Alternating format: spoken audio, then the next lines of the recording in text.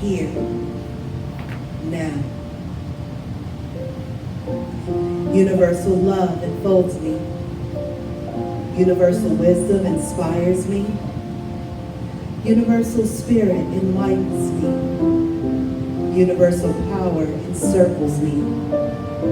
I am one, and all is well. As we begin the inner healing process, let me invite you now to relax in quiet confidence, opening yourself to the miracle-working higher power. Now symbolize your unity of your thinking and feeling nature by touching your chest with your right hand, and let my words act as your own for your own inner healing, acceptance, and receptivity.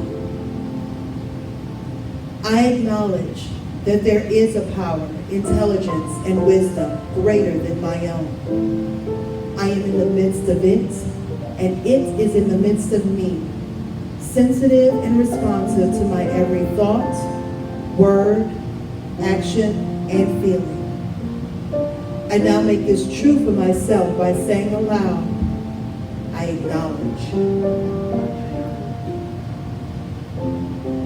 Acknowledging the higher power working through my life, I admit that I am personally responsible for solving my own problems while being guided and assisted by something greater than myself. As I am ready to surrender the conflicts of my own ego to the wisdom of the infinite presence, I simply speak these words, I surrender. Knowing that forgiveness is the key to unconditional love and the feeling of heaven, I now unconditionally forgive anyone and everyone who has ever injured me in any way, real or imagined. And I now forgive myself for all my mistaken judgments and their resulting actions. From my deepest level of understanding, I now say, I forgive.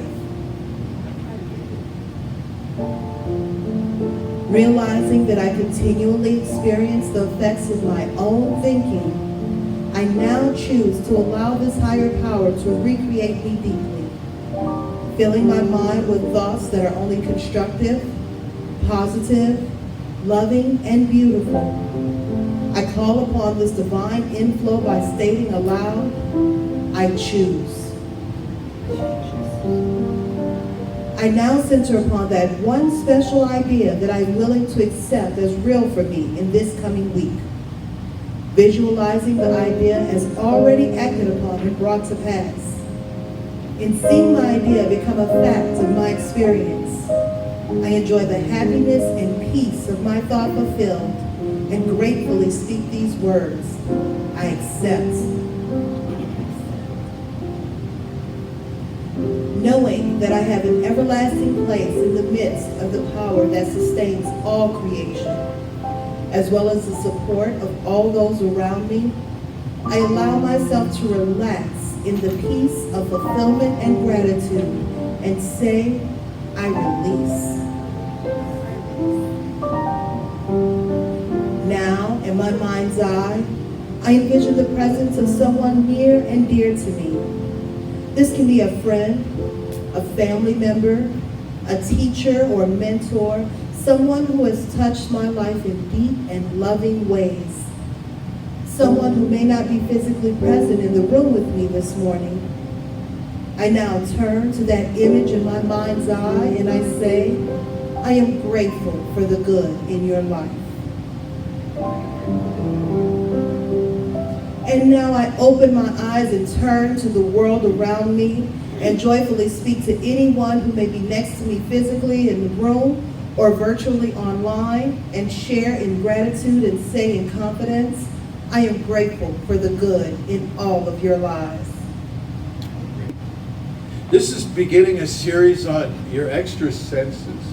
You know you have more than 5, you have more than 7, you have more than 18, you have more than the customary count and the expanded counts that you've seen in literature lately. You have limitless senses. And we'll deal with some of that over the course of the next 5 Sundays. But I want to start today with the mother of all senses, out of which all the others flow.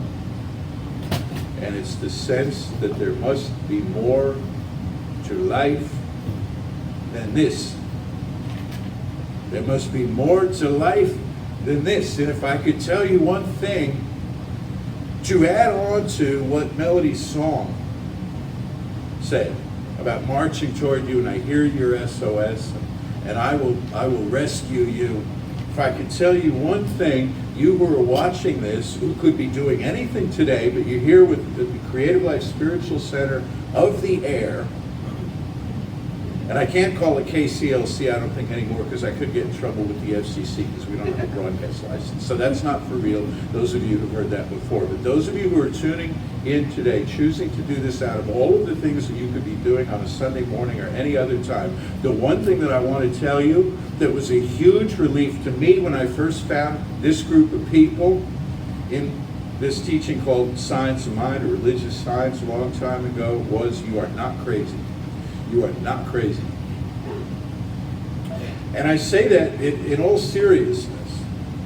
I mean, we do joke about it, that we're creative life and we're kind of different, you know, but the thing is, there's a very serious point to that underneath it all, which is that you have felt that there's a power and a presence greater than what your 5 senses register. You have heard the sound of a different drum. You have felt something.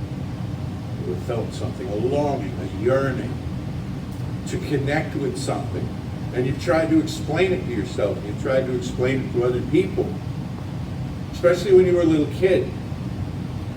And they were like, well, dear, what do you need? And they went through the list of basic needs that they felt you had. Are you hungry? Are you tired? Do you need to go to the restroom?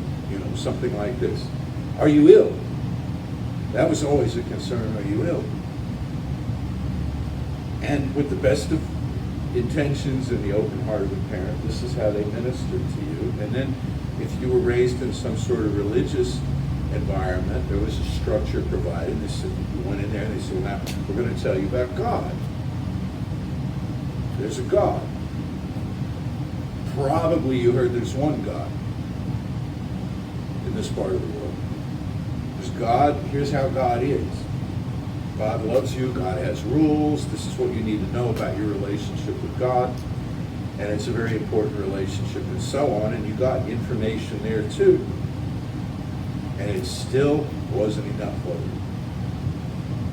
So you started to read and study. In school, maybe you had a great interest in other cultures and you read about other peoples across the planet, present and past, and what they did by way of this inner yearning. And still it wasn't enough.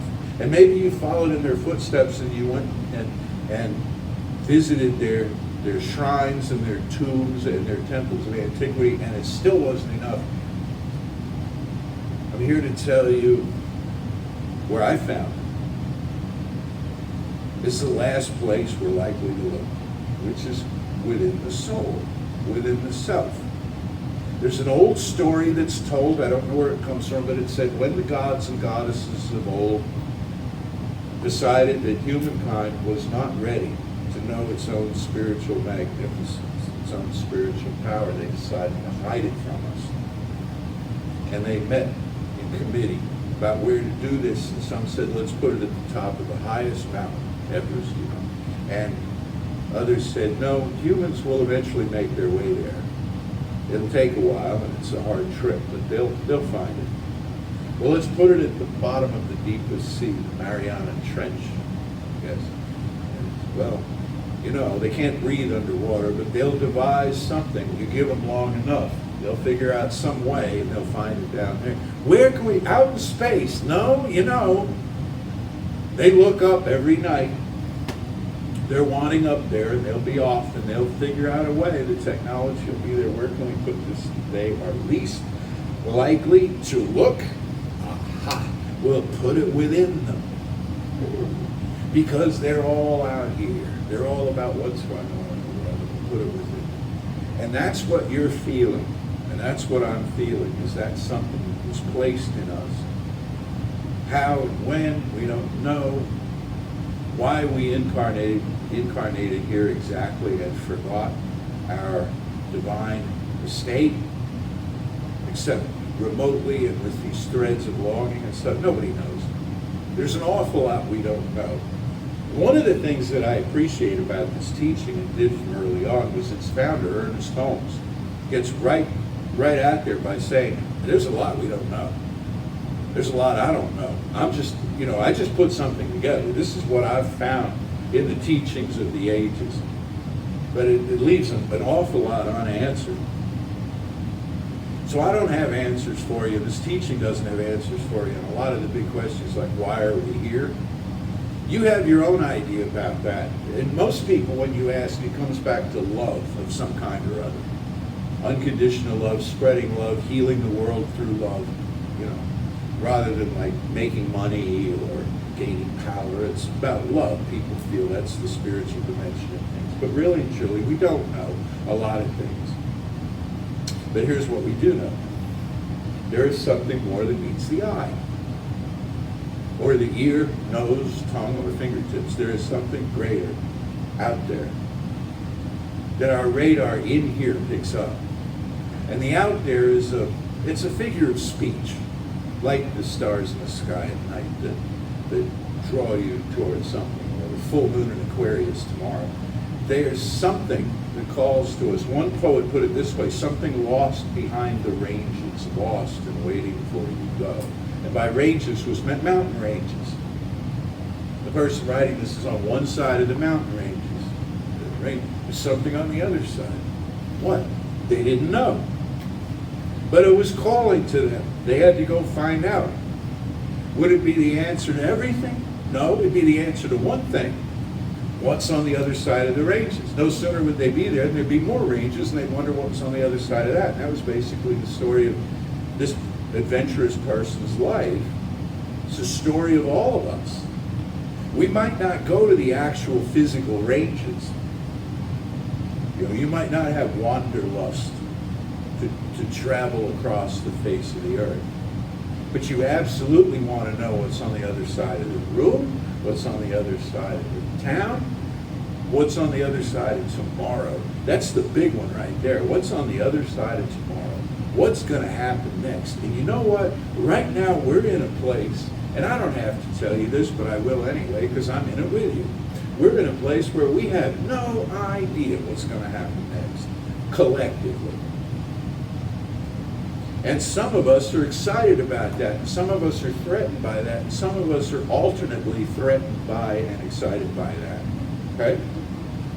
Terrified, ecstatic, you name it. We're all over the map with our feelings. We don't know what's going to happen next. So we turn first to our five senses, and we sniff things, and we listen for things. Nothing. We get nothing.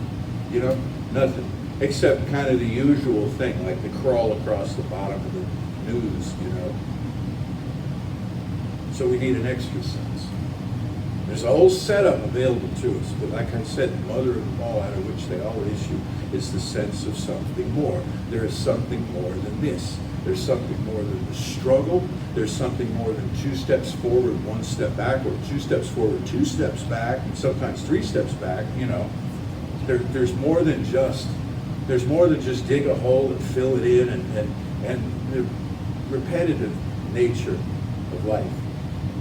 I read something that says that in relationships, repetition is key. I read this. And then it said, in all caps, in relationships, repetition is key. Because we're always telling each other, here's how it is. Here's what I need. Are you going to meet my needs? Maybe if I state them again, you'll meet my needs. Life is about more than laundry. Think about laundry. No sooner have you washed it than you wear it. And then it needs, if you wear it, unless you wear it till it falls up, it needs washing again. Life is more than food. I know that's pushing it for some out there with your stack of pancakes like Reverend Arthur, you know, or whatever you're having today, your muesli or your eggs Benedict or whatever. So life is more than food. Because you're going to eat it, and in a little while, you're going to be hungry again. You've been eating since you got here. We'll eat till you leave. Life is about more than just, and then after you eat, you've got to do what? Wash the dishes. And as soon as you wash the dishes, you put them away. It's time to get them out again, put more food on them, you know.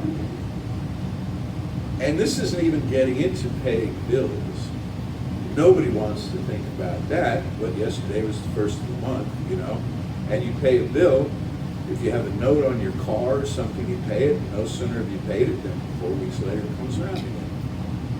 This is part of the human condition. You understand all of this, but there's got to be something that breaks the cycle. There's got to be something beyond all of this, and that is the spiritual dimension of you. And that is what this place teaches, and it starts out by telling you you're not crazy. You're not crazy for thinking that there's more than this. It also tells you pretty early on that it's not about escaping into that dimension where there's no bills, no laundry, no food, no nothing, nobody else, just you know, crawl in a hole and pull it in after you. That's not how it works either. It's about lending a context to what's going on in this life. It's based on something eternal. Lending context to the relative based on the experience of the absolute. Now, what are you people Googling now? What have I said? So, I'm taking notes. You're taking notes. Oh, that's sweet. I thought you were Under fact checking. paranoid. I'm paranoid. You are. I get home and I've got emails. No, it wasn't 1893. It was 1894, and I had my head in my hands. It's like, I try, folks. You know, I could read this thing to you, but I really don't want to because I don't know what I'm going to say next. But you get the picture, okay? There's a framing context to things. You go to the absolute through spiritual practice. You go to the absolute. And the absolute is a paradox. We're going to get more into this in the coming weeks because there's an awful lot to say about this. But the absolute knows you personally while at the same time treating you through principle impersonally. So when you go to the absolute to make a claim on spiritual law, it doesn't say, Danielle, let's look you up. Let's see here. Now, you came to me back on this date and requested this, and you got it, and then you did that with it. All right, I'm going to have to... No, if Danielle believes it, it's believed about Danielle. That's how spiritual law works. If Lisa believes it, it's believed about Lisa by spiritual law. If Lisa believes it about Danielle, and Danielle accepts it, you see how this works? And Lisa's not going to believe something about Danielle that she hasn't had a conversation with Danielle about. Are you willing to accept this? She's not just going to make up a life for Danielle and say, here you go. But the law itself is impersonal. If you believe it, it believes it about you. And it brings it to pass. But that's not enough, is it, to have an impersonal law? You also need some warm fuzzies, which religion has typically, I know it's been a mixed bag because there's been warm fuzzies and then some other stuff too, but they're in our understanding in this teaching, it's about God loves you as not just the character that you are, the personality that you are, the life story that you are. God loves you as the experience that God is having in this world at this time by means of you. And so it loves you like you love your hands and feet. You know, it loves you like you love your mind and your heart. It loves you like it uses you. And by that I don't mean in a manipulative or coercive or crowding kind of way, but it's flowing through you. It is in fact your life. It beats your heart and so on. Okay?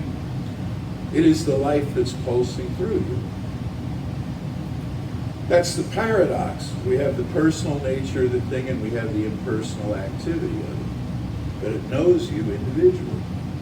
And by knowing you individually, you get to have an experience of it that's quite profound, because when you go to God in prayer, that's an old-fashioned way maybe of putting it, if you go to the Spirit with an open heart and a meditative place and so on, you get answers that are appropriate to you.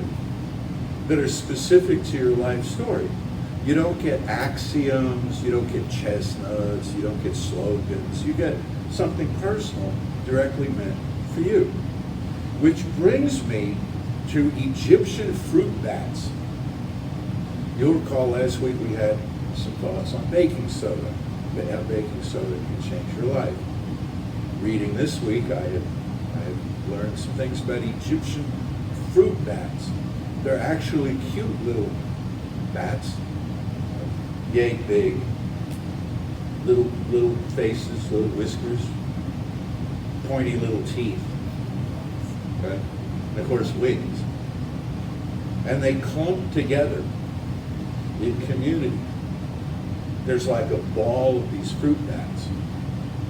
Now what somebody wanted to know in Tel Aviv, in the university, they did research on these fruit bats, and they wanted to know how they communicated amongst themselves.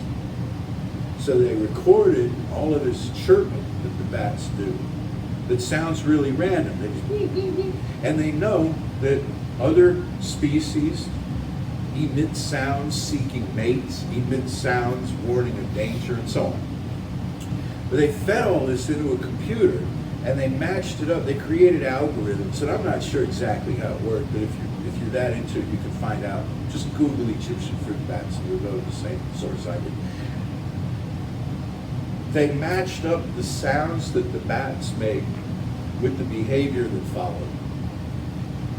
And they tracked this over some period of time where they can come out with predictable, hard results. And to their astonishment, what they found was these bats speak to each other as individuals. I was blown away. There's not a lot of us on this planet that we know of that do that. Humans, dolphins, some higher primates, and Egyptian fruit bats. They'll get together in this bunch, and one of them will say to another, "Move over." Okay? Another one will say, "I'm not interested in your romantic advances." Another will say, "Is it time to eat yet?" And they're asking not just the group, they're asking. They didn't get to where they have names, they're not sure about that, but they know each other. And they speak to each other as individuals. Well, I thought that was fascinating. And it made me realize there's once again, an awful lot more going on around here than anybody's noticed. There's an individual message coming to every last speck of creation. We humans have a lot of hubris around this. We think of ourselves as the crowning species, we're all that. And we do have an awful, I'm talking as a human to a group of humans watching, so I understand humanness at that level. And we have an awful lot going on, and we have an awful lot to do, but so does everything else at its own level of expression, which we're not in a position to fully understand until we do the work, until we put it in. I mean, think about if you've got a person in your life and you think, well, here's old Joe, And Joe's got not much to say. Joe's kind of a simple individual, not much on the ball. He's dependable and he shows up doing whatever it is he's expected to do. And then you think, I've never listened to Joe. I've never asked Joe any things. Just put it out there, and all of a sudden Joe is like deep, profound. Okay? We've had a story in our culture forever. The children are these simple little minds, don't know much, Oh my God. You talk to one? And I don't mean talk to, I mean listen. I don't mean blah, blah, blah, blah, blah to the child. But you listen and you engage a child in conversation. You ask the child, how do you feel about things? What do you think about things? What do you believe the world is about? And you get deep. You get deep. And your dog or your cat or your goldfish would do the same if we knew how to. And of course, as we're going to get into in the weeks to come, at the psychic level, other levels, symbolic levels of communication, we can establish this rapport. My point today, again, is just to assure you, not only are you not crazy, you've got an awful lot going on, and you're closer. You're closer than you've ever been to whatever it is you seek. Everybody's Annie Lennox, everybody's been to the world in the seven seas. Everybody's searching for something. Everybody's searching for something. You're closer to what you're searching for than you've ever been before. And how I know that,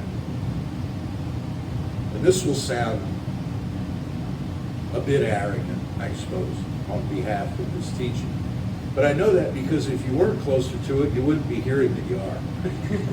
Okay?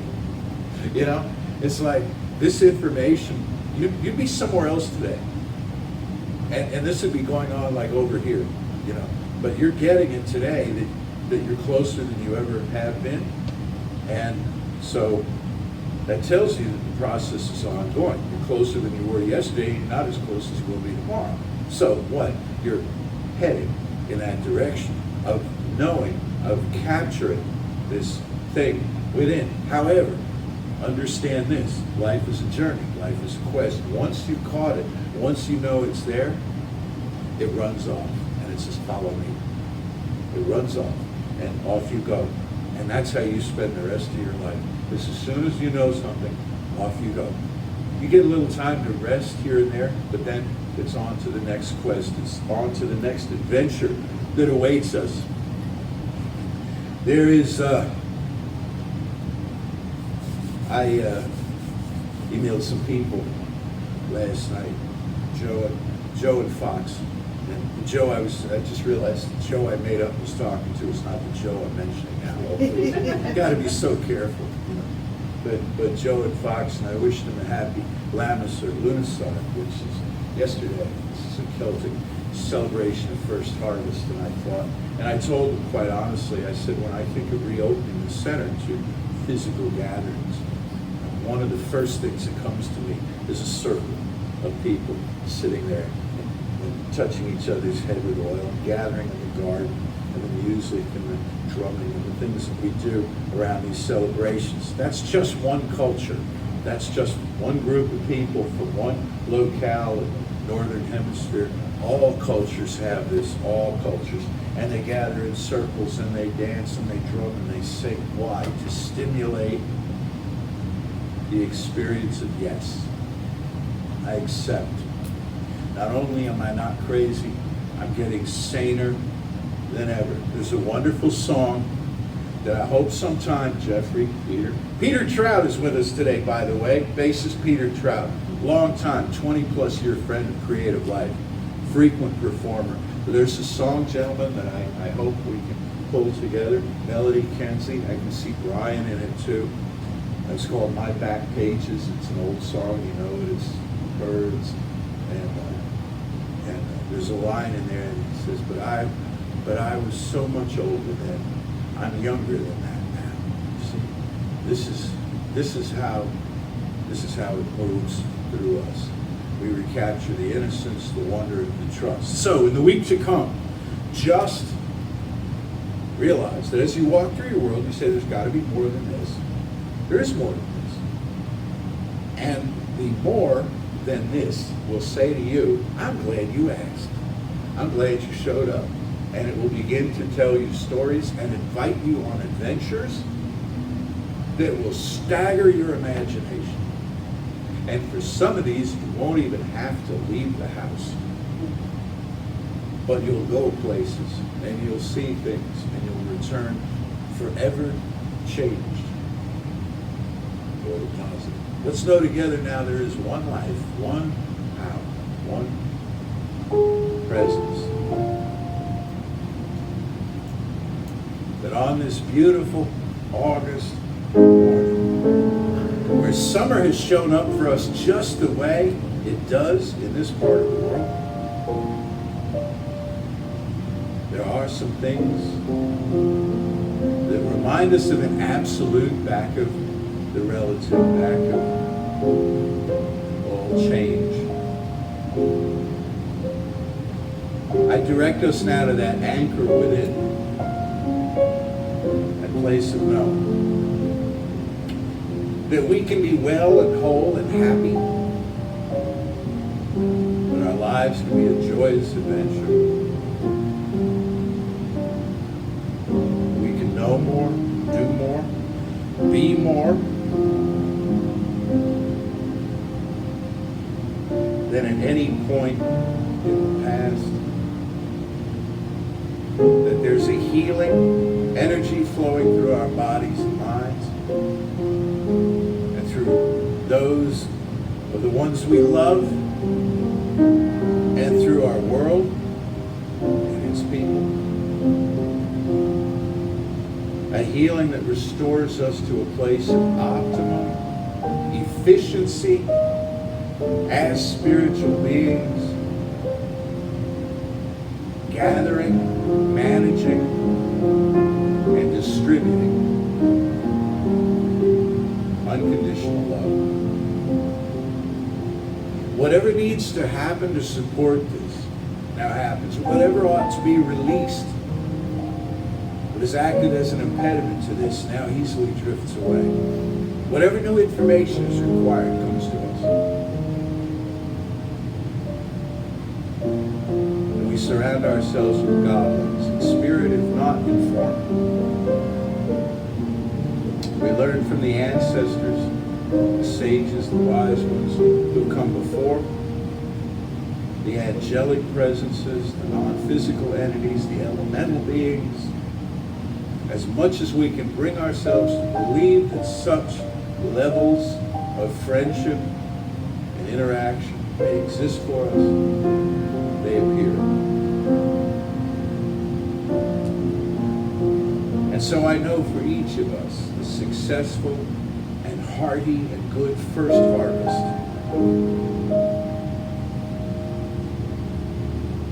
gathering in that which nourishes us at the deepest possible level,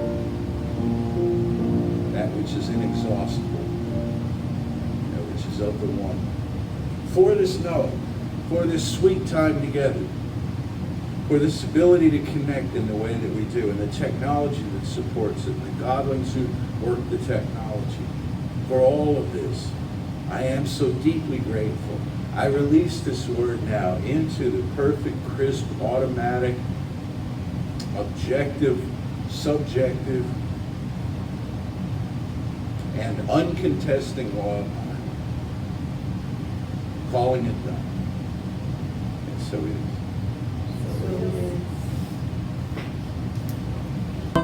And I invite you now to join with me in saying, divine love, through me, blesses and multiplies all the good I am and have, all the good I give and receive. I am prosperous now, and so it is. I think we've almost got this dance down. Getting on and off the stage and maintaining that social distance. So, it is August 2nd. Yesterday was August 1st, which I'm not even going to embarrass myself by trying to pronounce that holiday. But I will tell you that what it is the first of the harvest holidays. It is the beginning of the harvest season. So I would invite you to go look at your garden. What did you plant in the spring? What have you watered over the summer? What has grown up in your garden? What is ready to be harvested?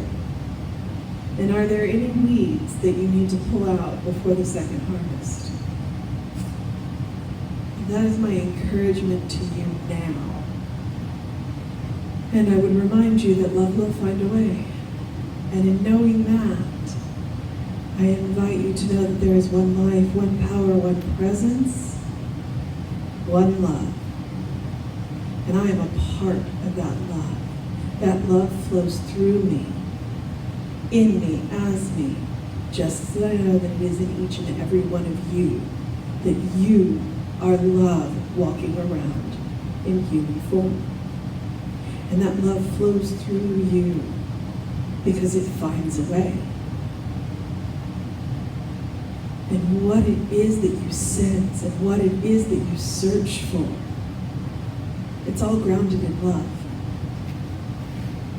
So I invite you into that place of love, that sweet place where nothing has ever been wrong, where you are warm, you are safe, you are whole, you are healthy, you are perfect, and you are filled with love.